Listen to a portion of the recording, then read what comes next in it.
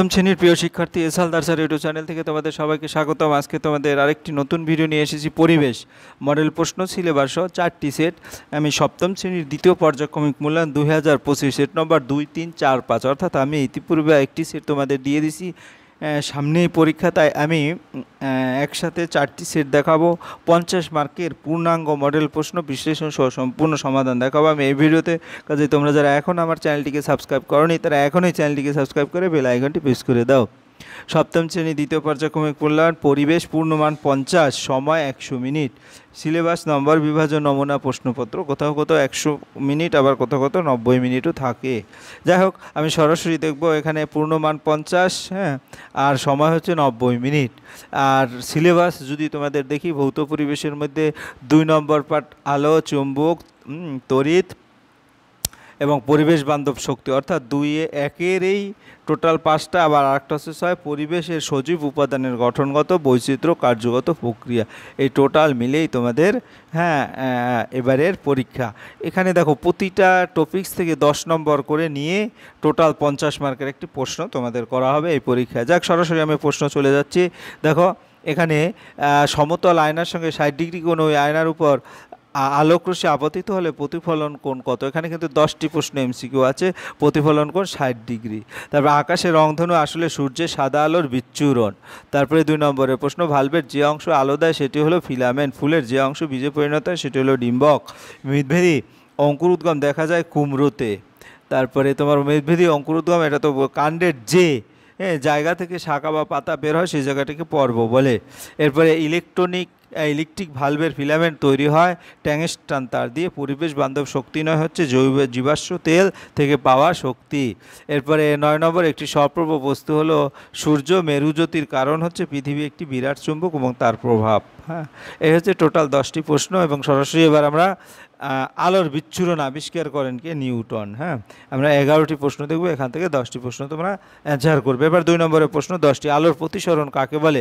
আলো এক মাধ্যম থেকে অন্য মাধ্যমে যাওয়ার সময় 2 মাধ্যমের বিভেদতল থেকে সামান্য বেঁকে যাওয়ার ঘটনাকে আলোর প্রতিসরণ বলে। চুম্বক ক্ষেত্র বলতে কী বুঝো? যে অঞ্চল জুড়ে একটি চুম্বকের আকর্ষণ বা বিকর্ষণ ধর্ম থাকে সেই অঞ্চলটিকে চুম্বক ক্ষেত্র বলে। অঙ্কুরোদ্গমের শর্তগুলো কি? অঙ্কুরোদ্গমের বাহ্যিক শর্তগুলো উষ্ণতা, আর্দ্রতা অর্থাৎ জল, বায়ু বা অক্সিজেন। এরপর উদ্ভিদের মূল, এর কাজ লেখো। উদ্ভিদের মূলের একটি কাজ হলো মাটি থেকে জল এবং জলে দ্রবীভূত খনিজ লবণ শোষণ করা। ব্যাপন কাকে বলে? বেশি গাঢ়ত্ব থেকে কোনো গাঢ়ত্বের দিকে কম ঘন কোনো গাঢ়ত্বের দিকে অণুর ছড়িয়ে পড়ার ঘটনাকে ব্যাপন বলে। পাইন গাছের মূলে যে অণুজীব বাস করে তার নাম কি? পাইন গাছের মূলে যে অণুজীব বাস করে তার নাম মাইকোরাইজা। এরপরে 7 নম্বর, আপাতিত রশ্মি অবিলম্বের মধ্যবর্তী কোণকে কী কোণ বলে? মধ্যবর্তী কোণকে আপাতন কোণ বলে। চুম্বক পদার্থ কাকে বলে? উদাহরণ, যে সকল পদার্থ চুম্বক দ্বারা আকৃষ্ট হয় তাদের চুম্বক পদার্থ বলে, যেমন লোহা, নিকেল, কোবাল্ট। লেড এর পুরো নাম কি? এল দ্বারা লাইট, ই দ্বারা ইমিটিং, ডি দ্বারা ডায়োড অর্থাৎ লাইট ইমিটিং ডায়োড। প্রাণীর পরোক্ষভাবে কোন শক্তির উপর নির্ভরশীল? প্রাণীরা পরোক্ষভাবে সৌরশক্তির উপর নির্ভরশীল। এবার 3 নম্বরের প্রশ্ন দেখো, 2 মার্কের প্রশ্ন। এটা নিয়মিত প্রতিফলন। নিয়মিত প্রতিফলনের জন্য মসৃণ চকচকে প্রতিফলক প্রয়োজন, বিক্ষিপ্ত প্রতিফলকের জন্য অমসৃণ খসখসে প্রতিফলক প্রয়োজন। 2 নম্বর পার্থক্য, নিয়মিত প্রতিফলনের ক্ষেত্রে প্রতিফলিত রশ্মিগুলি একটি নির্দিষ্ট দিকে প্রতিফলিত হয়, বিক্ষিপ্ত প্রতিফলনের ফলে প্রতিফলিত রশ্মিগুলি বিভিন্ন দিকে ছড়িয়ে পড়ে। এবার 2 নম্বর, সূচিছিদ্র ক্যামেরার ছিদ্র বড় হলে প্রতিকৃতি অস্পষ্ট হয় কেন?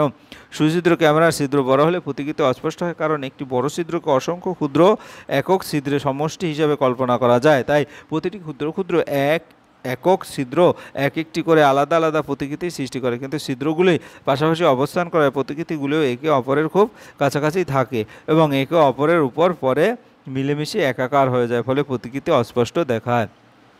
তড়িৎচুম্বকের 4টি ব্যবহার লেখো। স্পিকার, মাইক্রোফোন, কলিং বেল ইত্যাদি তড়িৎচুম্বক ব্যবহার করা হয়। লোহা, ইস্পাতের ভারী জিনিস ওঠানামা করার কাজে যে ক্রেন ব্যবহার করা হয় তাতে তড়িৎচুম্বক ব্যবহার করা হয়। চোখের ভিতর লোহা বা ইস্পাতের ছোট কণা ঢুকলে তা বের করার কাজে তড়িৎচুম্বক ব্যবহার করা হয়। মোটর, ডায়নামা প্রভৃতি যন্ত্রে তড়িৎচুম্বক ব্যবহার করা হয়। এরপর 3-এর এগিয়ে চলে গেলাম। এবার 4-এর প্রশ্ন, বিকর্ষণীয় চুম্বকত্বের শ্রেষ্ঠ প্রমাণ যুক্তিসহ আলোচনা। কোনো একটি দণ্ডচুম্বক কিনা তা বিকর্ষণের মাধ্যমে খুব সহজে প্রমাণ করা। দণ্ডটিকে সুতোর সাহায্যে ঝুলিয়ে দিয়ে দণ্ডটির কাছে আরেকটি দণ্ডকে নিয়ে আসা হলো। যদি দণ্ডটি চুম্বকটি আকর্ষণ করে তবে দুটো ঘটনা ঘটতে পারে। একটা হচ্ছে দণ্ডটি একটি চুম্বক পদার্থ যা চুম্বকটিকে আকর্ষণ করছে, আবার হতে পারে দণ্ডটি একটি চুম্বক, তাদের বিপরীত মেরু পরস্পরের কাছে আসছে, ফলে আকর্ষণ হচ্ছে। ফলে আকর্ষণ থেকে প্রমাণ হয় না যে চুম্বকটি দণ্ডচুম্বক। আর যদি চুম্বক পদার্থটি দণ্ডটির কাছে নিয়ে আসার সঙ্গে সঙ্গে দণ্ডটি বিকর্ষিত হয়, তা বুঝতে বিকর্ষিত যেটা হয়, তবে অবশ্যই দণ্ডটি চুম্বক পদার্থ কোনো না চুম্বকের সমমেরু পরস্পর বিকর্ষণ করে। তাই নিঃসন্দেহে বলা যায় বিকর্ষণী চুম্বকত্বের প্রকৃত প্রমাণ। বর্তনী কাকে বলে? তড়িৎ উৎস, রোধ ও অন্যান্য তড়িৎ যন্ত্রাদি কোনো পরিবাহীর দ্বারা যুক্ত হয়ে যে বর্তনী সৃষ্টি হয় তাকে তড়িৎ বর্তনী বলে। তড়িৎ বর্তনী দুই প্রকার, উন্মুক্ত বর্তনী বা ওপেন সার্কিট। যে তড়িৎ বর্তনী কোনো একটি প্রান্ত খোলা বা উন্মুক্ত থাকে তাকে ওপেন সার্কিট বলে। আর বদ্ধ বর্তনী, যে তড়িৎ বর্তনী সকল প্রান্ত বদ্ধ বা বদ্ধ থাকে তাকে বর্তনী ক্লোজ সার্কিট বলে। এরপরে অপ্রচলিত শক্তি ব্যবহার প্রয়োজনীয়তা লেখো। অপ্রচলিত শক্তি ব্যবহারে পরিবেশ দূষিত হয় না।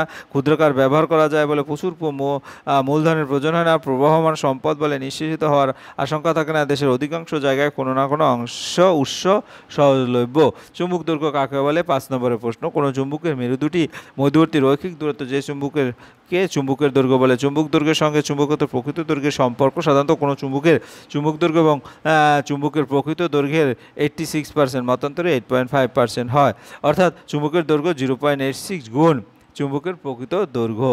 এরপর বৈদ্যুতিক ইস্ত্রির নাইক্রোম তার ব্যবহারের সুবিধা কি? বৈদ্যুতিক ইস্ত্রির নাইক্রোম তার ব্যবহারের সুবিধাগুলো হলো, নাইক্রোম তারের রোধাঙ্ক খুব বেশি বলে তারটিরই উৎপন্ন তাপের পরিমাণ বেশি। নাইক্রোম তারকে অতি উচ্চ তাপমাত্রায় বায়ুর সংস্পর্শে রাখলে বায়ুর অক্সিজেন তারটি কোনো রাসায়নিক বিক্রিয়া ঘটে না। নাইক্রোম তারের গলনাঙ্ক খুব বেশি হয়, তারটি বেশি তাপমাত্রাতেও গলে যায় না, ফলে নাইক্রোম তারটি উচ্চ তাপমাত্রায় পৌঁছে প্রচুর তাপ সরবরাহ করতে পারে।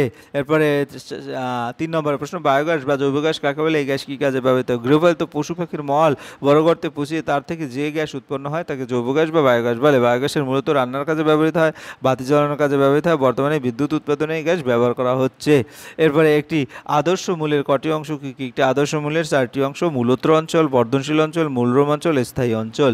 এই যদি আমি প্রধান মূল দেখি, পাশা শাখা মূল, এখানে স্থায়ী অঞ্চল, মূলরোম অঞ্চল, বর্ধিষ্ণু অঞ্চল এবং মূল। ঠিক আছে, যাই হোক, এরপর আমরা চলে যাব 2 নম্বর সেটে। 2 নম্বর সেট কিন্তু 2024-এর প্রশ্ন, এই কারণে এটা 25 মার্কের একটা স্কুলের প্রশ্ন।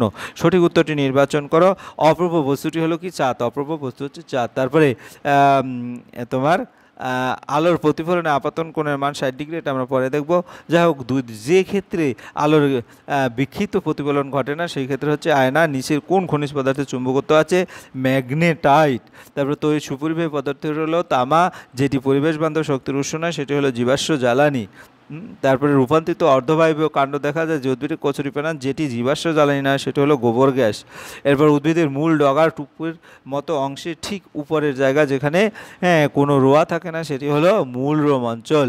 এরপরের প্রশ্ন, 2 নম্বরের প্রশ্ন, আলোক মাধ্যম কাকে বলে? যে স্বচ্ছ মাধ্যমের মধ্যে দিয়ে আলো চলাচল করতে পারে তাকে আলোক মাধ্যম বলে, যেমন বায়ু, জল, কাঁচ ইত্যাদি। পৃথিবীর চুম্বকত্ব কে প্রমাণ করেন? 1600 খ্রিস্টাব্দে বিজ্ঞানী ডক্টর গিলবার্ট বলেন পৃথিবী নিজে একটি বিরাট চুম্বক। ফিলামেন্ট কিংবা ভালভের ভিতরে যে অংশ জলে ওঠে তাকে ফিলামেন্ট বলে। ডিম্বক কাকে বলে? অপরিপক্ক এবং অপরিণত বীজকে ডিম্বক বলে। এরপর সূচিচিত্র ক্যামেরায় প্রতিকৃতি উল্টে পড়ে কেন? আলো সরলরেখায় চলাচল করে। লেডের পূর্ণ আমি আরেকটা প্রশ্নে দেখেছি, লাইট ইমিটিং ডায়োড। তারপর জৈব গ্যাস কি? জৈব বর্জ্য বা উৎসজাত পাওয়া জিনিস থেকে যা উৎপন্ন হয় তাকে জৈব গ্যাস বলে। এরপর অনেক উঁচু দিয়ে পাখি উড়ে গেলে তার ছায়া মাটিতে পড়ে না কেন? পাখি যখন অনেক উঁচু দিয়ে উড়ে যায় তখন পাখি এবং ভূপৃষ্ঠের মাঝে দূরত্ব বেড়ে যায়। এই অবস্থায় পাখির প্রচ্ছায়া ক্রমশ সরু হয়ে ভূপৃষ্ঠের অনেক উপরে একটি বিন্দুতে পরিণত হয়, ফলে অনেক উঁচু দিয়ে উড়ে যাওয়া পাখির ছায়া মাটিতে পড়ে না। সিনেমার পর্দা সাদা এবং অমসৃণ হয় কেন? সিনেমার পর্দা সাদা করা হয় কারণ সাদা পর্দা আপতিত আলোক যে শোষণ করে না, ফলে সাদা পর্দা থেকে সব রকমের আলো সমানভাবে প্রতিফলিত হয়, তাই পর্দার উপরে ছবির উজ্জ্বলতা বজায় থাকে। সিনেমার পর্দা অমসৃণ করা হয় কারণ অমসৃণ পর্দা থেকে আলোর বিক্ষিপ্ত প্রতিফলন হয় এবং প্রতিফলিত রশ্মিগুলো চারিদিকে ছড়িয়ে পড়ে, ফলে সিনেমা হলের যে কোনো জায়গা থেকে প্রতিটি দর্শক পর্দায় ছবিকে সমানভাবে দেখতে পায়। এরপর 4 নম্বরের প্রশ্ন, পৃথিবী নিজে একটি বিশাল চুম্বক, আলোচনা করো। পৃথিবী নিজে একটি বিরাট চুম্বক, তা একটি আলোচনা করা হলো। যাক, তোমরা এটা ভালো করে দেখবে, আমি এত ডিটেলস দেখবো না।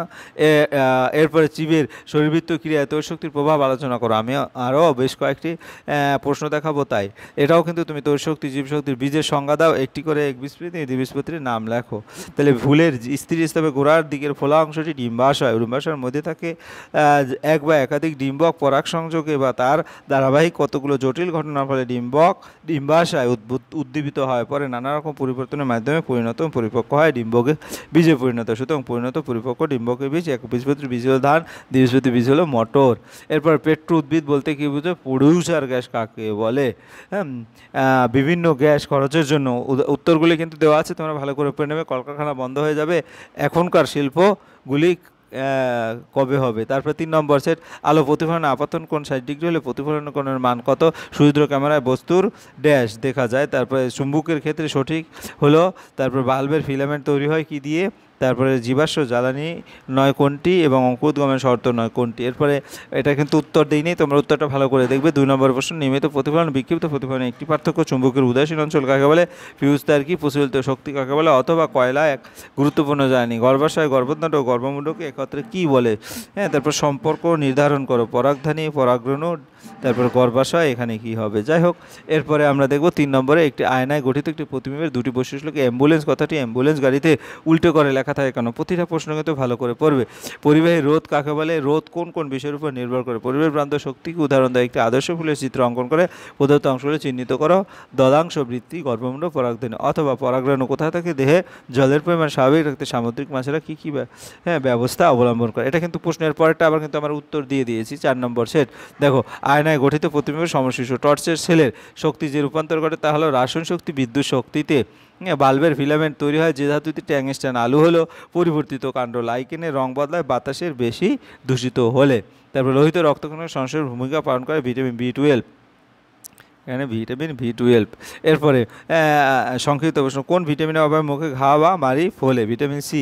গাছের পাতা কোন গ্যাস বাতাসে ছাড়ে? অক্সিজেন। পাতা বা কাণ্ড থেকে যে মূল বের হয় তাকে কী বলে? অস্থানিভূত। দুটি অপসারিত শক্তির নাম হচ্ছে সৌরশক্তি ও বায়ুশক্তি। এবার দুটি, তারপরে 0 ডিগ্রি উষ্ণতায় বরফ এবং 0 ডিগ্রি উষ্ণতার জল কোনটি বেশি ঠান্ডা? 0 ডিগ্রি উষ্ণতার বরফ বেশি ঠান্ডা। তড়িৎচুম্বকের 4টি ব্যবহার লেখো। স্পিকার, মাইক্রোফোন, কলিং বেল ইত্যাদিতে তড়িৎচুম্বক ব্যবহার করা হয়। লোহা ও ইস্পাতের ভারী জিনিস উঠানামা করার কাজেও। এরপর কিন্তু আমি আগে একবার দেখেইছি, কাজে এটা তোমরা ভালো করে পড়ে নেবে। এরপরে চিত্রসহ একটি মূলের বিভিন্ন অংশ চিহ্নিত করো, এটাও কিন্তু একটা প্রশ্নে আমি দিয়ে দিয়েছি। এরপরে জবা ফুলের বিভিন্ন অংশের চিহ্নিত চিত্র দাও। একটা জবা ফুল, এর বিভিন্ন চিত্র। বীজ 3 প্রকার, তোমরা এটা ভালো করে ছবি এঁকে বই থেকেও ভালো করে প্র্যাকটিস। বীজ হচ্ছে 3 প্রকার, একবীজপত্রী, দ্বিবীজপত্রী এবং বহুবীজপত্রী। একবীজপত্রী বীজে একটি বীজপত্র থাকে, তাকে একবীজপত্রী বলে, যেমন ধান, ভুট্টা। দ্বিবীজপত্রী বীজে 2টি বীজপত্র থাকে, দ্বিবীজপত্রী বলে, যেমন মটর, ছোলা, কুমড়ো ইত্যাদি। বহুবীজপত্রী বীজে 2 প্রকার বীজ পত্র বেশি থাকলে তাকে বহুবীজপত্র বলে, যেমন পাইন। এই ছিল তোমার টোটালে সর্বাঙ্গীন যে প্রশ্ন। তোমরা যদি ভিডিওটি মনোযোগ সহকারে দেখো তাহলে আশা করি এবারের 2025-এর দ্বিতীয় ইউনিট টেস্টে তোমরা প্রশ্নগুলি খুব সুন্দরভাবে বুঝতে পারবে। এরকম প্যাটার্নে প্রশ্ন আসবে। পরিশেষে ভিডিওটি দেখার জন্য অসংখ্য ধন্যবাদ। ভিডিওটি ভালো লাগলে লাইক, কমেন্ট, শেয়ার করতে ভুলবে না। আজ এই পর্যন্তই, ধন্যবাদ সবাইকে।